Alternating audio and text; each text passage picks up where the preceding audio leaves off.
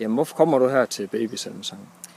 Jamen, jeg går til babysalmesang med min søn. Det gør jeg, fordi det er jo lidt op i tiden nu, tænker jeg, at gå til det her babysalmesang. Og jeg har haft en rigtig god oplevelse med min datter, hvor jeg også gik med hende for 4 år siden. Så derfor har jeg fortsat med min søn, som er 11 måneder nu.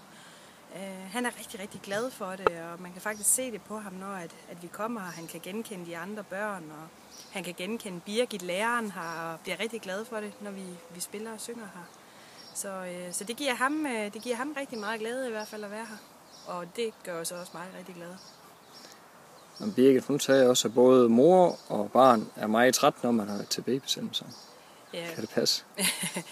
Barnet, Marius, min søn, er i hvert fald rigtig, rigtig træt, og han begynder også allerede derinde nu at gnide sig i øjnene, og man kan mærke, at han bliver rigtig meget stimuleret over at være her. Han reagerer faktisk også rigtig meget på musik derhjemme, fordi vi er her, kan man sige. Tænker du over, at musik det er godt for børn, eller er det mere det sociale? Begge dele, tænker jeg egentlig. Altså, vi hører selv meget musik derhjemme, så derfor tror jeg også automatisk, det går videre til vores børn, at de synes, det er dejligt. Ja. Og spiller på alle deres små babyinstrumenter derhjemme og så videre. Ja, det fungerer rigtig fint i hvert fald. Kan du anbefale andre mødre fædre at tage til babysalmesang? Ja, det kan jeg bestemt, og bedsteforældre også for den sags skyld. Altså, jeg har haft både mormor og morfar med heroppe. Ikke far.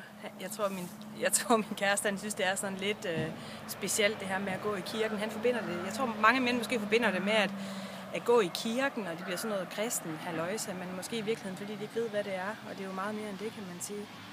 Så jo, jeg kan i hvert fald anbefale det i allerhøjeste grad til hele familien.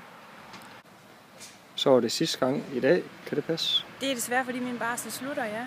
Så sådan går det jo også, når man har været hjemme i lidt over et år, så må man jo afsted igen på arbejdsmarkedet.